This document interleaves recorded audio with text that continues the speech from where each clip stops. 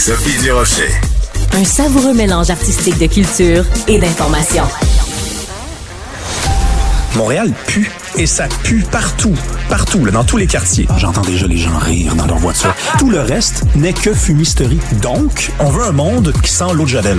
Un monde blanc, blanc, blanc, blanc, blanc, sans défaut. Rémi Villemure. Alors, j'étais en fin de semaine au Salon du livre de Montréal et je vous ai rencontré, voyons, coudonc, ma bouche, attends, je recommence. J'étais en fin de semaine au Salon du livre de Montréal et je vous ai rencontré, vous, les auditeurs et les auditrices de Cube Radio, et vous avez été très nombreux à me dire que vous aimiez Cube Radio, donc on vous remercie.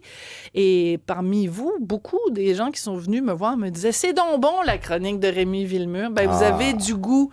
Vous avez du goût, oui, en effet, c'est très bon. Les gens t'apprécient beaucoup, Rémi, et je suis très contente que tu sois avec moi tous les jours.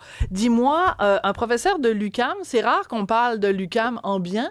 C'est une belle histoire. Alors, raconte. Qu'est-ce qui est arrivé? Yves Gingras, c'est un professeur d'histoire des sciences. C'est un sociologue des sciences aussi. C'est quelqu'un qui porte deux chapeaux comme ça. Professeur de l'UQAM depuis 1986. OK? Donc, c'est quelqu'un qui charbonne, ne prend pas sa retraite et qui a remporté un prix en France il y a quelques semaines. Un prix qui, disons, lui rendait hommage pour l'ensemble de sa carrière, pour sa contribution dans les sciences et pour son engagement pour la laïcité. Voilà. Devant les gens qui assistaient à la remise de prix, il a prononcé un discours. Un discours, ma foi, très courageux. Et là, oui, je parle d'un professeur d'université très courageux. C'est déjà... Il en reste quelques-uns. Il en reste quelques-uns. On va écouter un extrait. On va écouter un extrait du discours parce que vous allez voir, là, c'est rare qu'on entende des professeurs d'université parler comme ça. Les détentrices et détenteurs de savoir sont les seuls à pouvoir véritablement définir les savoirs autochtones pour leur communauté. Vous avez compris? Moi, non. Surtout qu'à aucun moment, les critères de preuve, les modes de confirmation et de vérification de ces soi-disant connaissances n'est explicité. Il faut croire sur parole les détenteurs du savoir, sinon j'imagine qu'on leur manque alors évidemment de respect. Autre notion largement galvaudée de nos jours. Alors, moi, j'ai écouté la totalité, évidemment, comme toi, de son discours. Et c'est un discours où il s'en prend à cette espèce de notion comme quoi il y aurait deux sortes de sciences. La science occidentale et une autre science qui serait une science autochtone, traditionnelle, et qui correspondrait à des critères différents. Mais c'est d'une absurdité. Et ça fait du bien d'entendre un professeur d'université qui dénonce ce qui est, ma foi, une fumisterie. Ben, tout à fait. Donc, lui, il s'en prend donc à cette espèce de connaissance alternative qui n'a pas l'obligation du résultat, parce que c'est ce qu'il dénonce. Il dit, nous, en fait, depuis Platon, on estime qu'une connaissance, c'est quelque chose qui s'explore, qui se démontre à partir de preuves. Voilà. Mais là, ils disent, non, ça, les savoirs autochtones, il n'est pas obligé d'avoir un résultat. Il y a quelques personnes qui peuvent détenir ce savoir-là.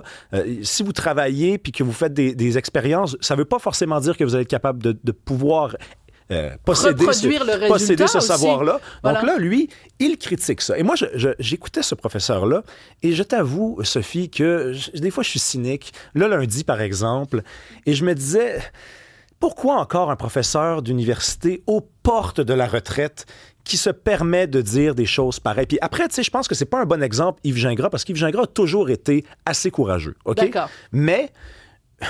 Pourquoi il faut attendre vers la porte de sortie? Oui. Mais la question pourrait aussi être, pourquoi donc des jeunes professeurs d'université ou chargés de cours n'ont pas cette même liberté de parole? Puis la réponse est dans la question. C'est parce qu'ils n'ont pas leur permanence, donc ils ont peur de dire la vérité. Et c'est dommage, parce que dans le milieu de l'enseignement supérieur, on devrait favoriser la vérité. Non, je suis désolé, là, je vais vraiment être cynique, OK? OK, c'est lundi. Un professeur d'université qui a sa permanence, OK? Ouais. Il devrait, dès le jour où il a sa permanence, dire tout ce qu'il pense, tout ce qu'il croit, tout ce qu'il estime qui doit être dit. Oui. Il y a très peu de professeurs qui, malgré l'impossibilité pour leur patron de les congédier, ces professeurs-là ne disent jamais rien de toute leur carrière, longent les murs, baissent les yeux dans les rencontres où, par exemple, la formation EDI prend de plus en plus de place au détriment des connaissances et du savoir.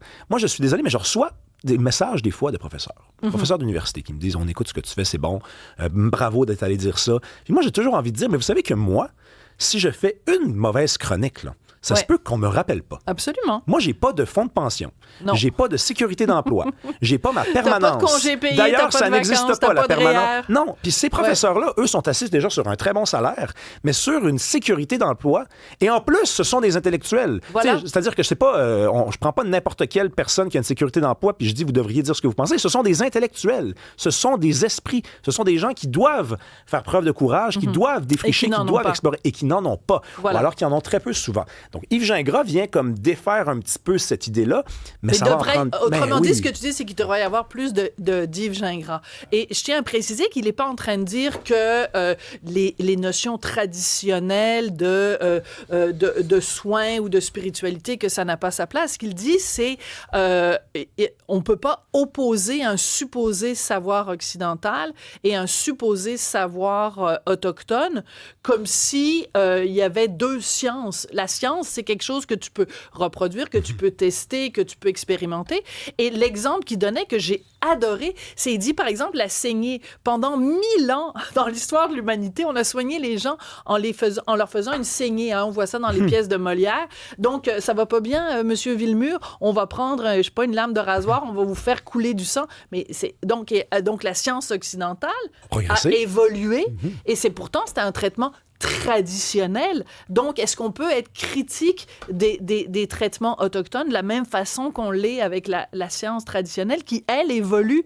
Ce sont des questions assez basiques qui posent. Non, puis il dénonce aussi un phénomène qui est beaucoup plus grave qu'on le pense. Là, il parle d'un étudiant du MIT qui fait sa thèse de doctorat en considérant les savoirs autochtones. C'est une école d'ingénierie, là, je pense, si je me rappelle bien là, quand même. Donc, tu sais, Massachusetts Institute of Technology. C'est incroyable. Donc, non seulement ça, Rémi, si je peux me permettre, c'est qu'il publie cet étudiant-là du MIT dans une revue scientifique qui s'appelle Nature, je pense, qui est une revue extrêmement sérieuse.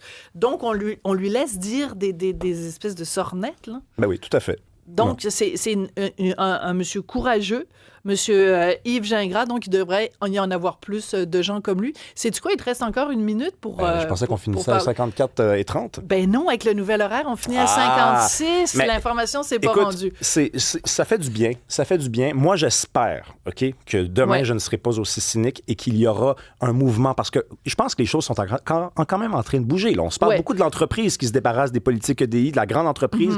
Donald Trump est arrivé au pouvoir. Bon, pour certaines personnes, c'est une mauvaise nouvelle, mais il risque de donner un petit coup de pied dans la ruche du wokisme. Mais moi, je m'adresse aux professeurs qui m'écrivaient des fois, OK?